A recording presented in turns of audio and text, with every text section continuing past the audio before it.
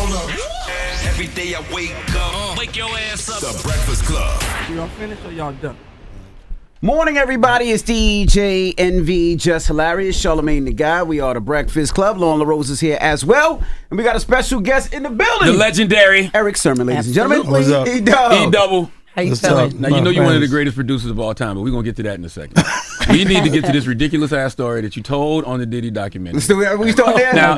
Already yes, with that. I've been wanting to talk to you about this since I saw the documentary. Okay, I got you. Now, when you sat down and told this story, right, and then went back and watched it, right, did you say to yourself, I told it wrong? That sounded ridiculous. No, it's just not ridiculous. I'm going to tell you what I said was the truth. I never capped. So what I did say was the truth, how it went down. You know, because again, me and Misa's friends. I love Misa to death. I would never do something to try to disrespect her, because behind the scenes, I gave her the number to call Alex, and she wrote in the text too, oh yeah, if it wasn't for Erick, I wouldn't even reached out. She told Alex no about the documentary. So I wouldn't even did that if I was trying to disrespect her on. I was just giving my story too, of what I said. Me and her are sitting in the car. She in the driver's seat. She in the driver's seat, right? So if something was going on, I wouldn't be in the car talking. You know what I'm saying? I would be, you know, whatever. So somebody knocked on my window, and it was him. It's Diddy. So of course he goes with her now. So of course anybody will be angry and be mad because that's his girl. But wasn't it your car? Yeah, but I'm saying as far as him being angry. That we got the whole part makes sense. But you said he snuffed you. He never touched me. Come on, stop it now. Stop. Come on now. Just me. Okay. When I got out the car, he was angry, so he swung on me. Oh, so you did get out the car? You got out the car. Yeah, I got out the car, right. You can't swing in the car in the He made it seem like window. He swung on you when you were sitting in the car. No. I got out the car, and we started talking. Then he swung on me. So now at the end of the day, me being respectful, knowing that too, I didn't want to do that in front of her, because I know swung on you to swing back. I listen, Envy. You understand? You would have dragged him. I'm asking why did you swing back? Because of the respect of her. Well, was Misa in the car? So Misa was in the car. She got out the car. She said she got what? So you told her to get out and told Diddy? No, I ain't told her to get out. She's got out. Of course you're gonna get out. Right. You see people talking. You know, so don't forget. He's yelling. You know what I'm saying? So, but me and him is also friends, though. Too. Don't forget. I was on the intro of the Mary J. Blige album, right? So automatically, and then he did come and talk to me too, which is EPMD. So I had to get the clearance for that though too. So we was already, kind of friends. He befriended me. So it wasn't like I'm like, yo, I couldn't believe that it happened to begin with. So my thing was let's go around the corner, so we won't have to do that in front of my friend, and you're angry. So y'all really was cool. I was cool with him. So that's like me and Envy getting into something. Right. See, that's not how the story look on when you telling it on Netflix. Again, that's on Netflix. It looks crazy. So let me fix the other part about the Biggie Smalls. Of course, Biggie Smalls is not out yet. So it's new music. So when somebody says, oh, it don't add up with the baby and this not being born, I'm saying, no, it was new music. So again, after you finish going around the corner, you calm down now, because now there's no reason for you to get hyped now, because now this situation is all calm. So now like, yo, check this out. And then we talked about Keith Murray, because he was a big Keith Murray fan. So he's like, yo, Erick, what's up with Keith Murray? I'm like, Keith Murray signed to me. So again, the conversation that people don't know about, this is what happened. So what was the ride around the corner? Like when he got in the car, what did y'all talk about as y'all was driving around? No, we didn't think about nothing until we stopped. So y'all stopped and realized we don't really want to fight. It was never going to get there for him, you know. Y'all had already talked outside the car and kind of cooled it down, is what you're saying? No. Oh, All right, so look, it wasn't cool. Can I please ask? God damn. All right, hold up. Why was she driving your truck? She didn't drive it. Why was she in the driver's seat of your truck? That's his girl. No, she just wanted to be in the driver's seat. Oh, all right, what kind of truck was it? It was a, what I had, was a 4Runner. And she just wanted to be, so you wasn't trying to get her back or nothing? You Nah. Let her hop in the driver's seat? Nah, I wasn't trying to do that. All right, and so when she got out, y'all left her just right there. Left her outside. Right. And just, She was in front of her crib. oh, all right. So this was at the crib. I didn't know where y'all was. Oh yeah, Okay. we parked in front of the crib. Right. Yes. 'Cause I'm like, why would you go around to another Nah. location outside? We was in front of her, Okay. in front of her house. All right, y'all. All right. So what was this? Was the song "Fucking You Tonight"? No, would you stop? No, this was ready to die. Partying bullshit. Biggie was not yet, yo. Biggie was not out And yet. think about let me tell you about with Puff. I was just telling my story. You know, it wasn't like I was trying to even diss him neither. Don't forget, Puffy came and got Keith Murray for every remix, every song.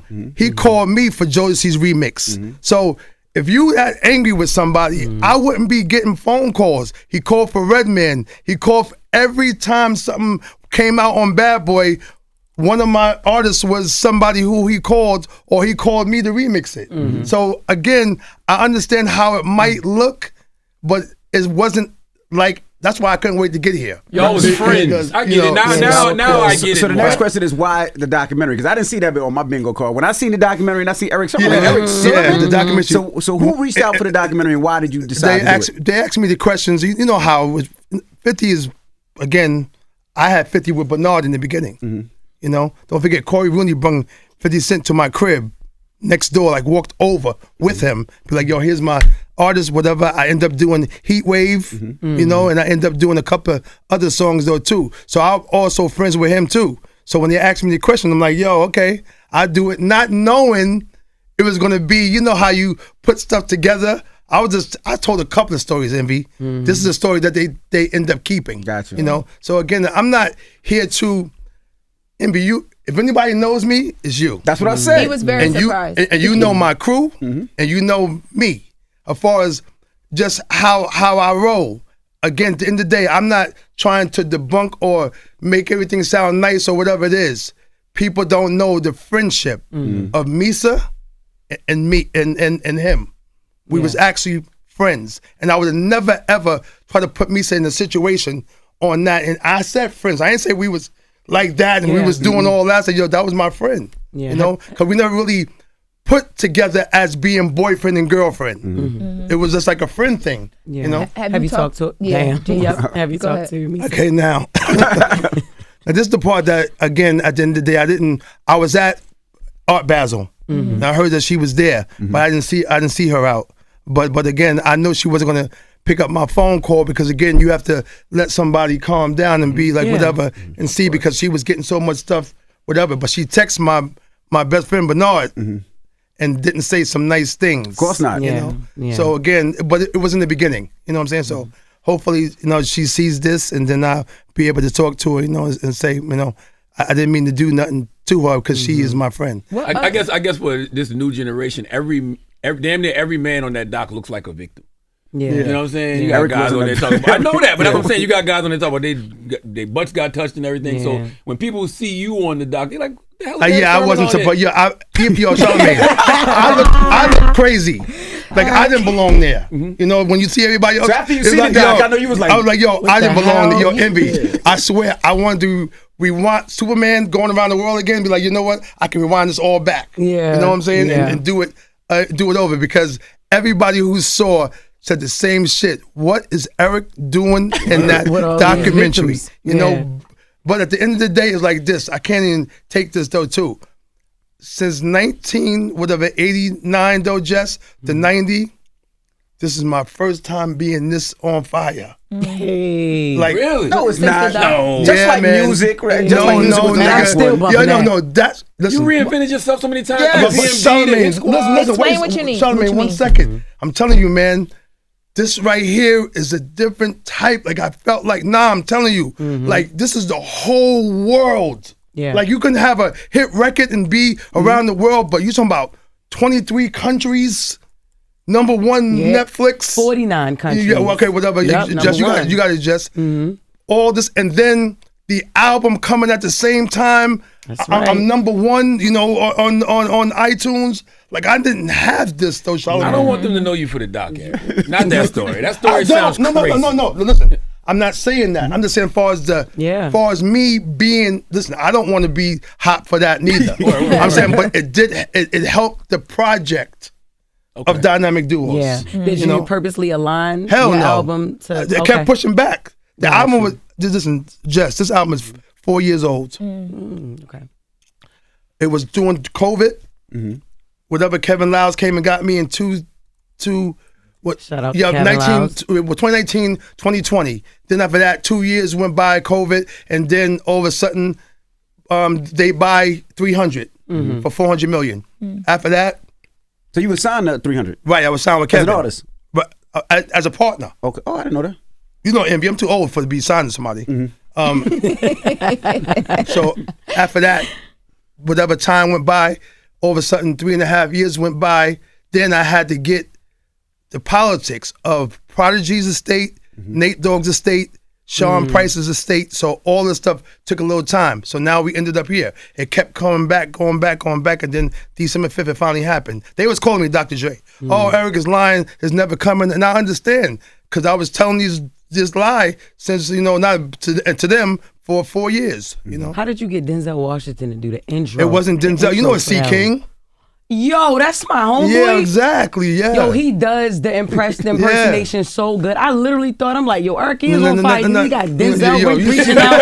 Like, I'm like, damn. Erick is over Jess. I can't believe you I swear. I'm me, but Denzel. But you hot. I'm like, damn, Denzel doing the intros. Okay, shout out to CK, yo. He is crazy. Okay. You talk about your history in this music industry, right? And I think you're a forgetful person, right? Because people forget all the hits that you have, the artists that you have, and when they have a lot of times these conversations, the sound that he created, the sound that you create.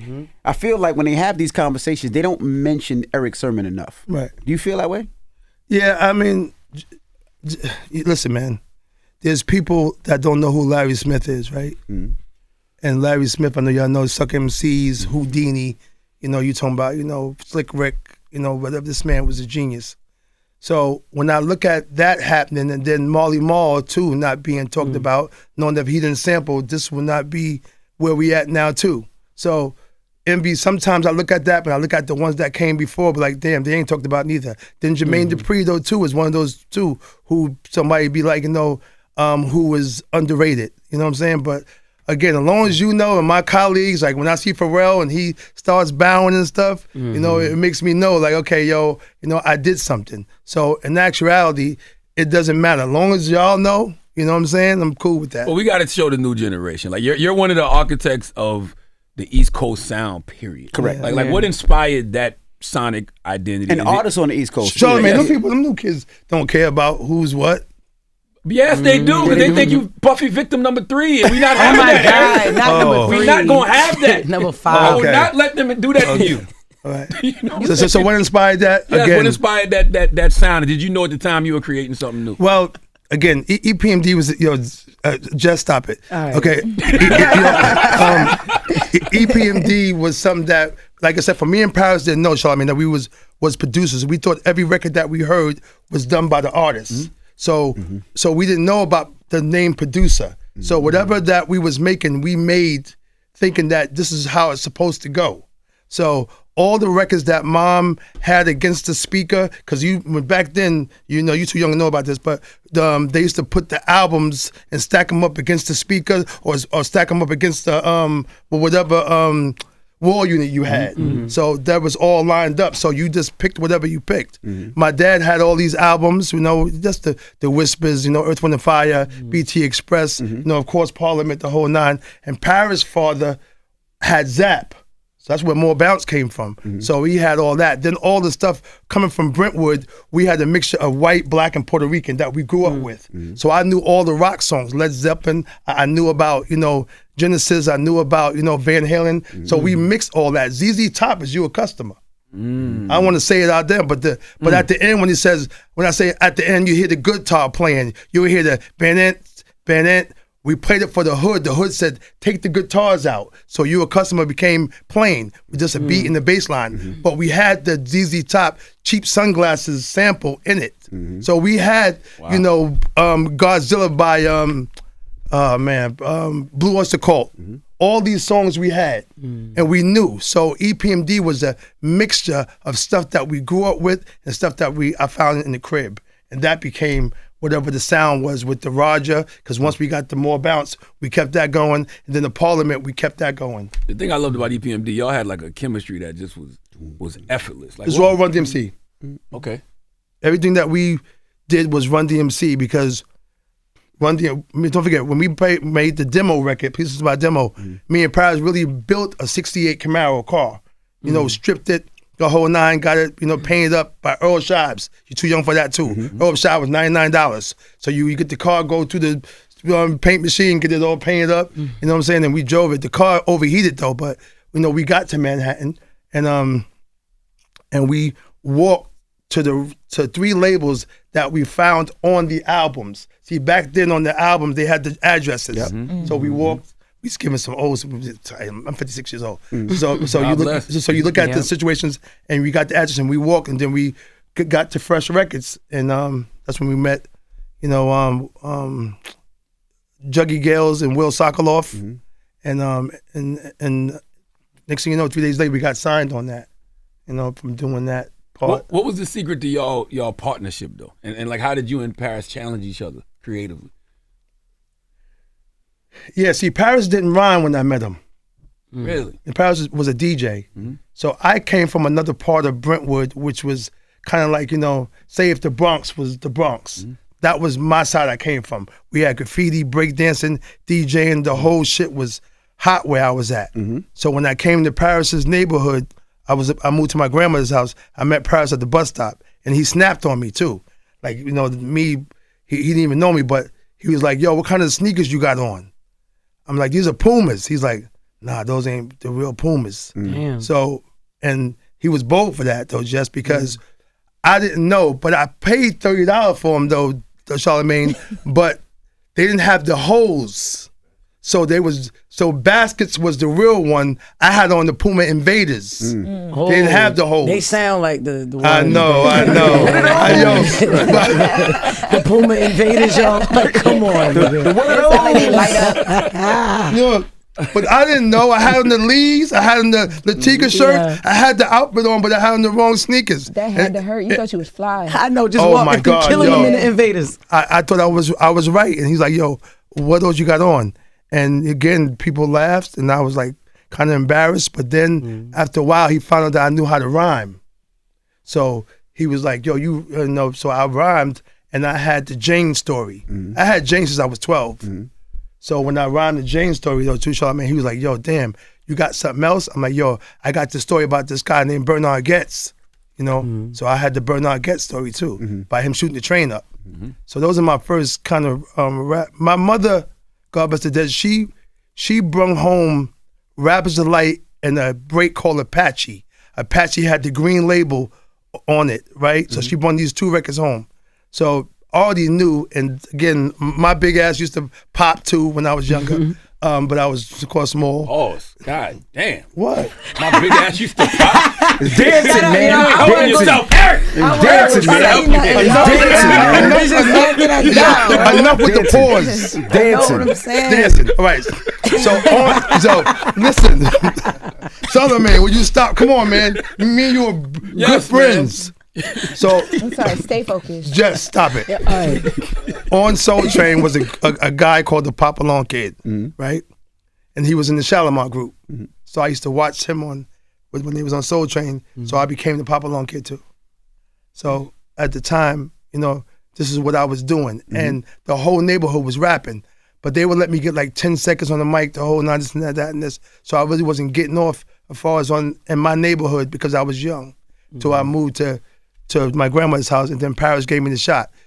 The reason Paris gave me the shot, without Paris giving me the shot, I would never ever been or even try to make a record because I had a strong lisp, like a real, way stronger than this. So you heard my records, Ice-T said it's like I got golf balls in my mouth. Pause. Good one. Good. That inspired me. I got a lisp. So growing up, like people like you but your inspired me. list is Cool G rap. Yeah, but you can still hear you. Yeah. My shit, you couldn't hear the words. You know what I'm saying? And I always want to know, Nyla, our niece, she comes up here, and I told her one time, next time I'm in Queens, I'm going to take her to some of the big spots in Queens, LL's house, The Rock, and all that. I said, we're going to drive out to Long Island, go to E's house. And the reason I said that is the first mansion I ever been to and seen was Erick Sermon's house. Yo, why you always bring that up? Because it's inspiring. Yeah, but as a then kid, he forced on me on the last interview. He said, "Yeah, Erick, but now I got one too." but it was inspiring because he let me in his house, and you seen where Keith Murray made records and where Redman made records where he produced. You seen the landscape, and I'm like, black people could really have mansions. Yeah, you know what I mean? So inspiration. it meant so much. So I always wanted to know when it came to that. We've never heard Erick Sermon having financial problems. Well, I've never heard. Right.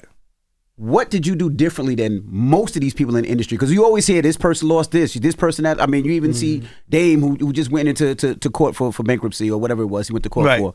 How come we never heard that with you? Like what made I think you that different and what again, made you smarter? I watched Parrish in the beginning get houses early. Parrish was already getting houses early before me. You know what I'm saying? So he was already into real estate. So then when I was able to get some bread after the breakup, because during the breakup I really didn't have that much money. You know, with EPMD. So you didn't really make that much money during EPMD days? I didn't have it, you know. I'm saying about somebody, but I didn't have it, and plus I was young. Like Russell when he came and got us from Fresh Records, he spent the $1.6 million to get us, but again, we didn't see it. So and then we toured a lot though too.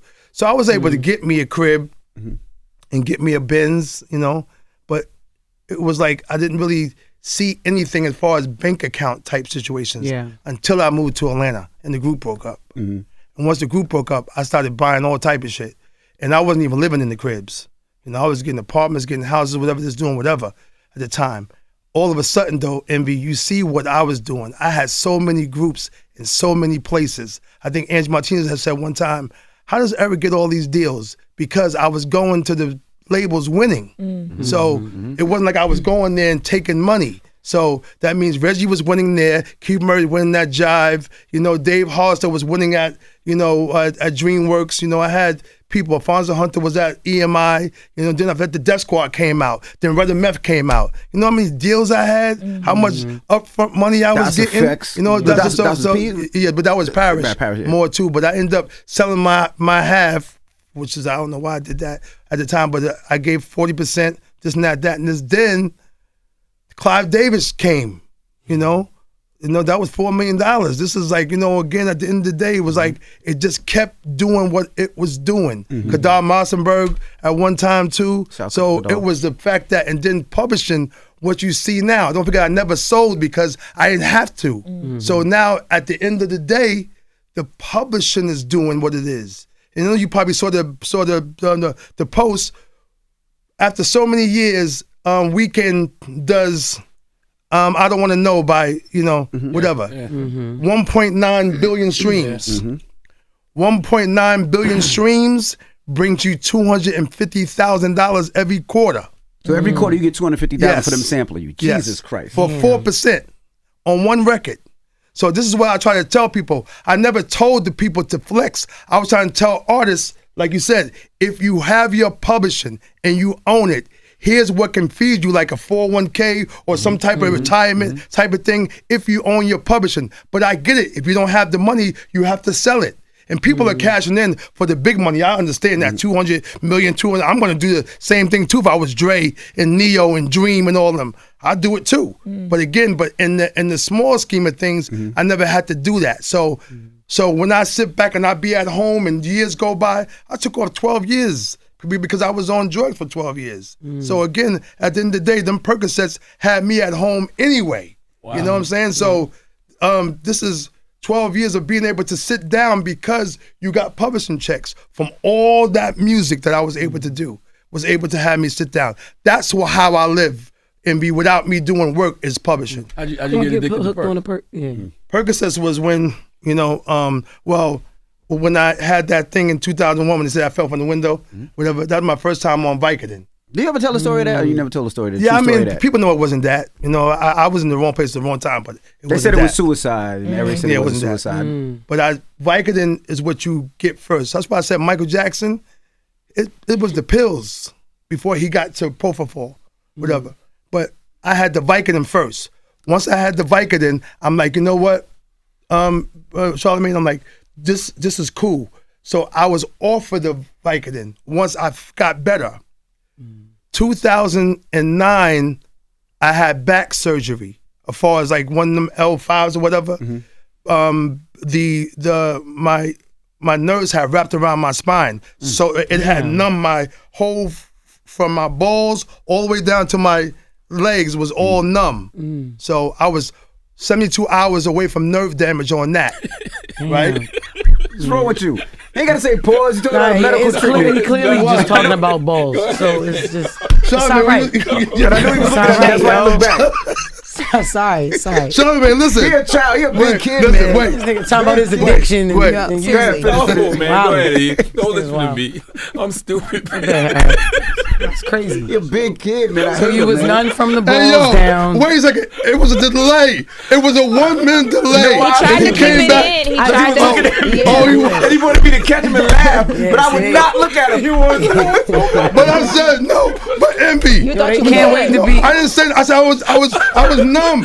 Yeah, there was you no- told me Jess, to. I was Jess, chilling. there was nothing wrong with Right that. here. Nothing So I wrong was with numb. that. You couldn't have from the balls down. Like I it was was. numb. I got Right. you, man. No action. It was like Sorry, E. So they gave me 120 Percocets. damn. Right. Damn. Milligrams. So the what? bottle was this tall. Hey So yo. right. So it's 120. So for the first 2 days, Hate it. I didn't fuck with him. You know, because I didn't know what it was. I'm like, where the Vicodin at? You know, whatever. But then the pain started. So now I take the Percocets. Now the pain stopped, but I like the feeling. And after that, it was over.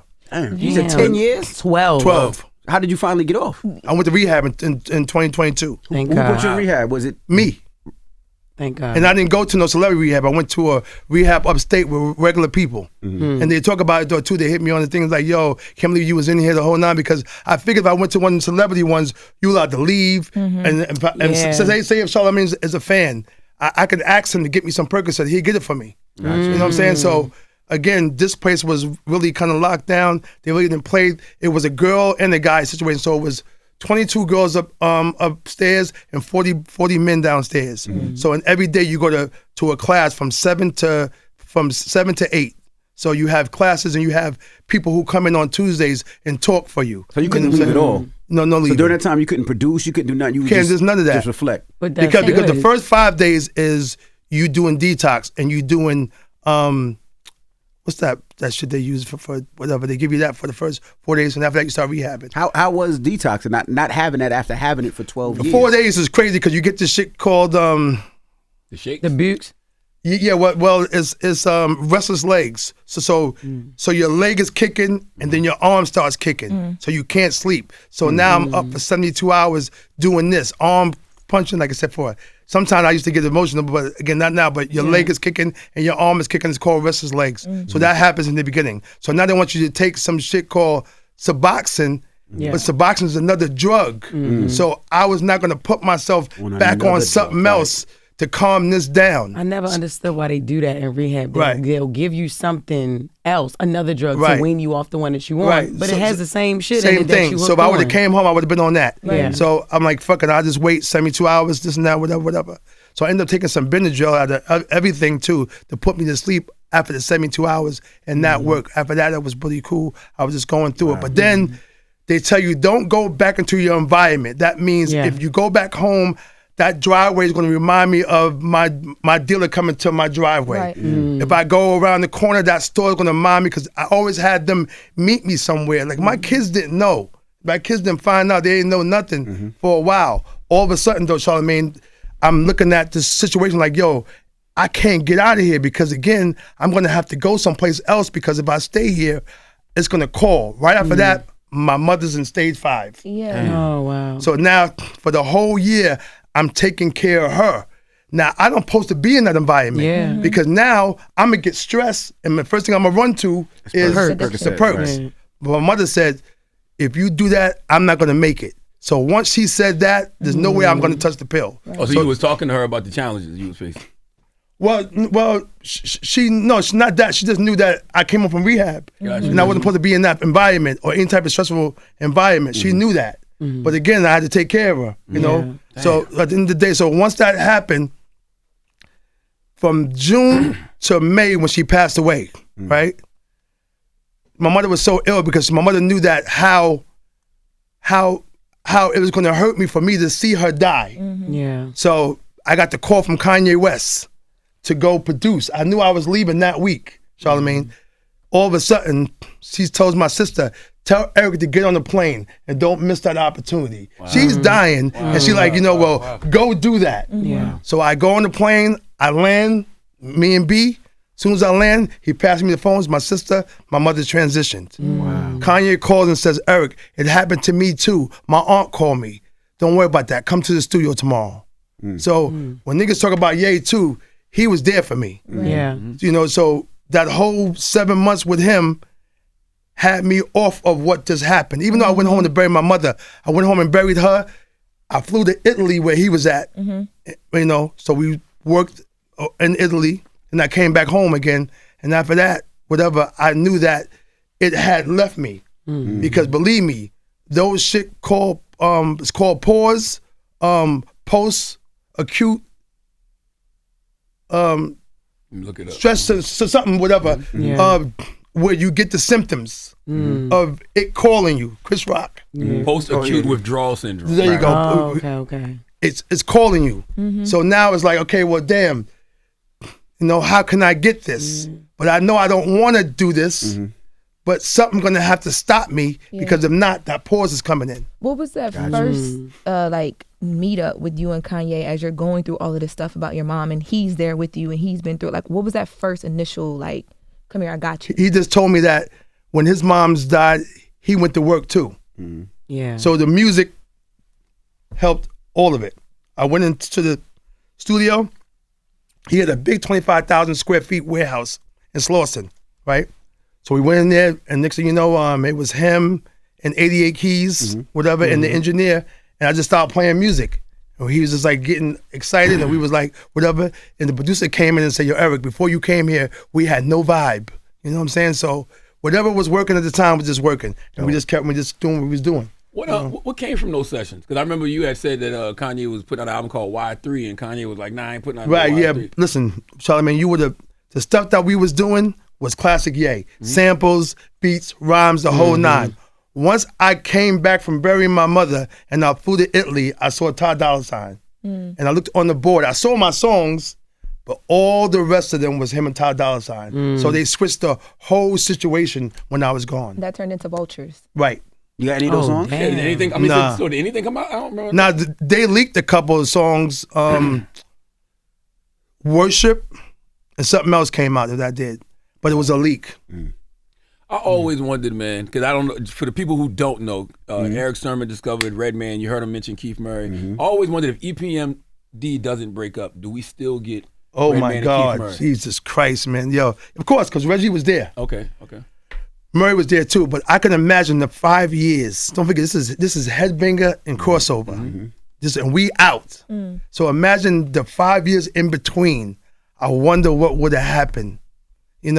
Was there other groups that would have came? Was the Wu-Tang and the Chronic would have been, able to, the reign that we had? Was Keith Murray would have been the new added addition at that moment. Now oh my God, another one, so 5 years in between. I ask that question all the time. I wonder what would have happened. How's Keith Murray And doing? illegal. People forget about it. Yeah, with Jamal. Yeah, Legal. Jamal. Jamal and Malik. Oh. How is you speaking to Keith? How's Keith doing? Yeah, he's doing good. I don't really talk to him or see him as much though, but He used to hit me all the time. I haven't heard from Keith in a minute. Yeah. Keith had moved down south. You know what I'm saying? But again, I know that the Def Squad is in the talking right now as far as the Def Squad LP. So hopefully that does happen. You know what I'm saying? Again, right now where music is at, to me, is fun. But I'm not with the system of putting my music at this time with a name through platforms. Now, this album right now is going through a platform because I'm happened that 300 I was signed to and Warner took it, so it's going through the platforms. But that's not my future. Won't I like be that. Mass Appeal though. I like what Mass Appeal's doing. I saw you talk about I love Mass Mass Appeal Appeal's and doing Rolling it. Stone and like what Yeah, they're doing too. listen, I like that too. I just don't. I want to make all the money I know that's right. at this time because love again, honesty. listen, the president of Spotify not the owner, the president, he made $300 million in 2024. Damn. In 2025, he made $425 million. Not the owner, the president. President. Wow. So we still making 0.000 for less than a penny, right? Congress just passed a bill that we get 1 cent now. But 1 cent is 1 million streams is 14 grand, right? If I get 14,000 people to give me $1, I made $14,000. I don't know how Jay said numbers don't lie. This is the truth. So if I get 8,000 fans to give me $200, that means merchandise, records, the whole nine, I made $1.6 million. I don't need 1 million people. I don't need 200,000 or 100,000. I need 8,000 people. If 8,000 people give me $100, it's 800 grand. It just doesn't make any sense. DJ Envy is already a name. You already a name already. So at the end of the day, you know you got people who are going to support you. There's the fact that you don't want to take that shot because, again, you don't trust it. But why not? You're already popular. So they're going to support whatever you show them. You talked about in a Rolling Stone article, bringing back, giving people a blueprint to certain things, right? So with what you just said, so the blueprint that you're telling artists now, even new artists, is what, create a .com, like create their own streaming, like what is that business model? The same thing that you're doing right now, that no matter what, everybody has a www. It doesn't matter, that never left. We left the websites because nobody talks about them no more. Yeah. But on your website, you can have Bandcamp and Shopify. And it's the same thing, no matter what. So this is what you do. You direct them to that same marketing promotion that you would spend, how you would market and promote something. Now you send them to your website. Every major show you watch, every major person with a that is pop, that's clothing line, whatever, has a www. And when they want you to look at something, they direct you to their website. That's the whole thing. The website is back. Make it dope again. Make it colorful. Make it the fact that whatever. Make it whatever. And then put your shit on there. Shopify and the Bandcamp or whatever you can use for them to purchase your situation. And that's the model that I would use. I'm not saying the new people because it's going to be harder for somebody who doesn't have a name. But somebody who already has a name. I'm just telling you the numbers again. If you got 1,000 people giving you $5, that's the numbers. You can't lose on that. And you see the people making, you sleep, Jess, and you making $30,000, whatever, and you resting because this shit that you put out hat is moving while you sleeping. She done killed it with sunglasses. Okay. I'm already there with Erick. You know what I'm saying? Yo, but people don't want to do that because they like, this is what I heard from some artist. I'm not going to mention his name. Somebody just said, yeah, that's dope though, but I want people to hear my music worldwide. Nigga, you already famous. Meaning that they want to put their music on the platforms so everybody can hear it.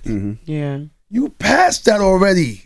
But you know what some people get, you know, I could understand that artist because like if your fan base is used to just getting it anyway, yo, I get it. It's so many subscription based shits going on. It's like, yo, I gotta ask for, they gotta pay for something else, and somebody else, and people, the fans, like even in the Twitch chat, they always like somebody always selling something, and it's like, you know, how many subscriptions do you want or can you pay for? But but you work hard.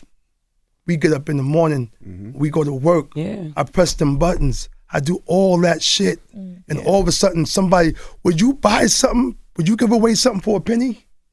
Nah, I'm with you. I get it. That's what I'm saying. Like, yo, I'm giving away something for less than 1 cent. Yeah. That's all I'm saying. Now, like at this stage now, I'm selling my shit for less than a penny. Nah, I can't do that. And it feels like robbery when I hear artists say the music is the promo for the tour and the merch. I'm like, nah, you should be getting paid off the music too. Charlamagne, I'm glad you mentioned that. That right there is so true. That's what they be saying, which is crazy. That's also crazy. No, makes no sense. I went to the Master Pill shop the other day. I dropped some coins. You did? What? Because they had the Nas Illmatic jacket. That shit's so fire. And, you know, Ghostface, my favorite artist. So when you walking around the store, you like a kid in a candy shop. It's all of this different merch. You want the merch, you know? Certain things I did do. Like, next year I got, Levi's got the EPMD jacket, EPMD shirt. They signed Nas and they signed EPMD. That's dope. I did it for What, like jean jackets? jean jacket. Come on, man. But I did it for the leverage of stuff, knowing that there was no money. You know, I don't know what Nas got paid, but they didn't give me a dime. Now I'm Levi. I'm cool. I'm cool. But again, the leverage of me having this and then being able to use that. So everything usually too, though. I know y'all all know about leverage. Yeah. Leverage is the money will come, but certain things you do to get into the second door and the third door. Yeah. You know what I mean? So again, at the end of the day, you know, Levi called. People, you know, I'm like, hell yeah, fuck it. You know, I don't give a fuck what it was. But, you know, they giving me two things. The shirt was just the first thing. It's like, oh, we want to give you a jacket too. Yeah. Hey, let's do that. Fuck it, you know, so. With all this business success, I also saw you talk about the artists you could have signed that you didn't sign. So like 50 Cent, Rick Ross, Akon, Fugees. Like looking back at that now, like first of all, how did you not think to just do the label and then keep all those artists close to your chest? Because you see, this is what I said on one of my posts. That I'm sorry for keep repeating the stories, but then the beautiful lady asked again. So you're gonna hear it again for the third podcast. You know, at the time I had my own groups. So I didn't look at, you know, what somebody else was doing. I had my own crew. The Hit Squad was my own crew. So when all of them was coming to me at the time, I wasn't, you know, focused on them like that.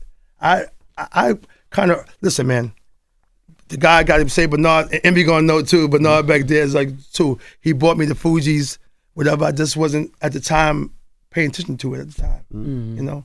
But again, lucky I didn't, because Salon Remy, without that, probably wouldn't have heard the Fugees, you know.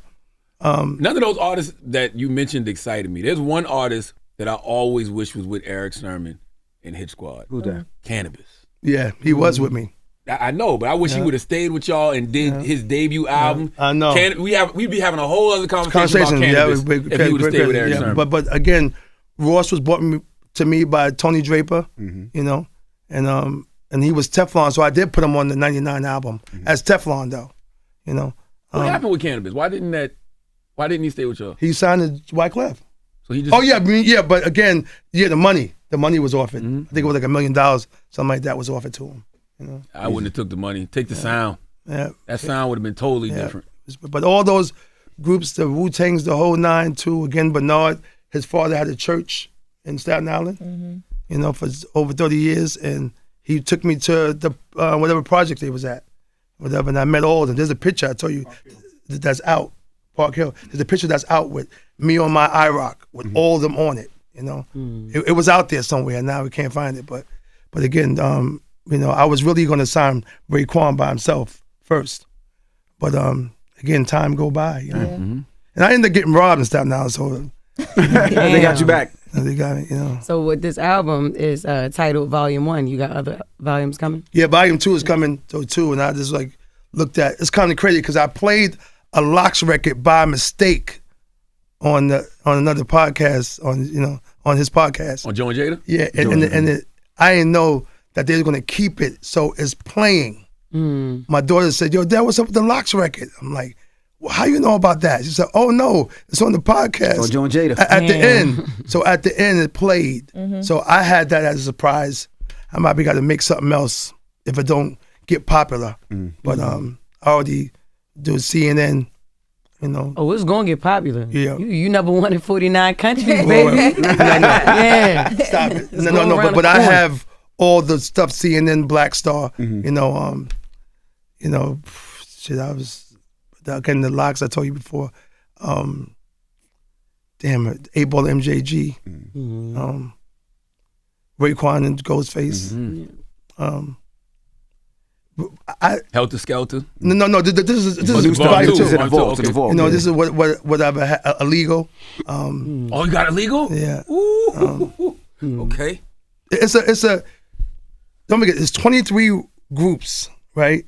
The reason why I put on Lil Wayne, The Game, and Conway is because I'm also making up dynamic duos too. The Lil Wayne is not on the one that you hearing, but they played that on Joe and Jada too, and that's also going. I'm like, God damn it, I can't even bring the remix back. You know what I'm saying? Like, yeah. You got Wayne and Bird, man.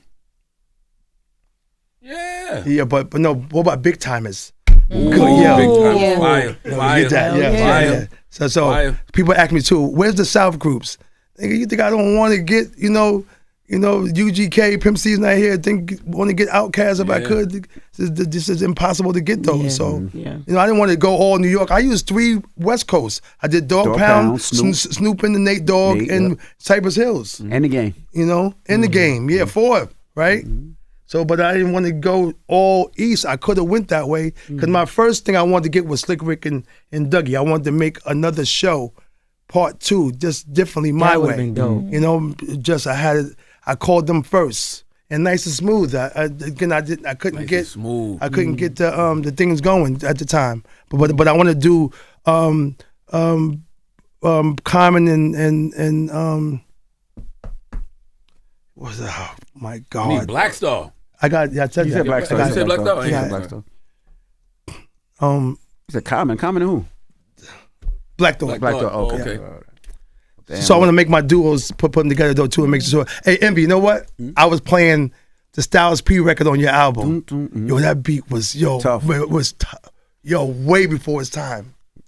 Tough. Okay, is there anything that we're gonna listen, Charlamagne? Erick was supposed to sign me. He ain't signed me. And listen. Oh, you were supposed to Sign sign him him? that too? Yes. And listen, I need you to. He supposed to sign me. He ain't signed me. Yo, this right here is gonna sound crazy though, but I need to make sure that we got clickbaits. So start something up real quick. No, he did. As soon as you walked in. Here's the thing. As soon as you sat down. All of the young people here, when they talk about the Diddy doc, they be like, yo, man, I ain't know Diddy was messing with dudes. So they be like, Lil Rod, Kurt, Erick Sermon. I'm like, whoa. You ain't watched the doc then, if you say Erick Sermon. I ain't never heard But nobody that's say the- Erick Sermon. Nobody said Nobody that said no shit, Erick Sermon. yo.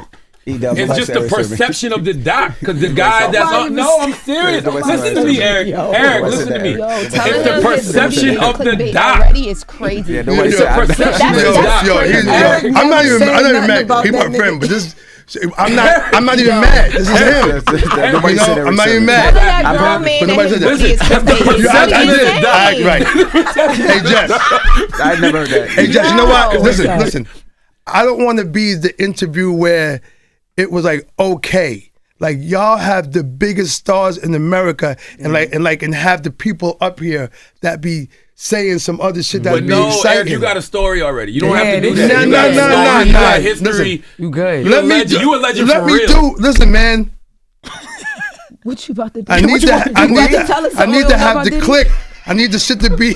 I need some. You try to be on some Ray J shit. Like you want that There was virality. Yeah, another you young want that boy up here. virality. I feel Eric, you. Wait. there was another young boy up here that was talking, and he was just talking about the Diddy doc, and he was like, "Yeah, man, dude didn't pay the producer $250,000, and the producer say sometimes he woke up with girls, sometimes he woke up with boys." And I'm like, "What's the producer?" He was like, "Erick Sermon." I said, "No, that was Lil Rod." Oh, he said that? Yes, that's what I'm trying to tell you. People get These young people, yo, listen, Charlamagne, I'm going to believe you Nobody for a quick said that. Why second. you but don't nobody believe me? said You that. just told me to make up some clickbait. Wow. Nobody said You that. just told me to make up some shit. Now you think you believe me? But the documentaries don't say that, though. No. That's my point. Why you Okay. listening to me? You want the clickbait for real? See? You too don't old want for it. clickbait. This Right, is want it, you ain't right. right. You don't even know I'm doing clickbait. Okay, my bad. Okay. All you have to do is address it. Let's get into a record off that. What you want to hear off that album? Eric is so funny. Which one you want to play? Oh, man. Let's do Sidewalk Executives, man. Yeah, That shit was exactly. hard. Yeah.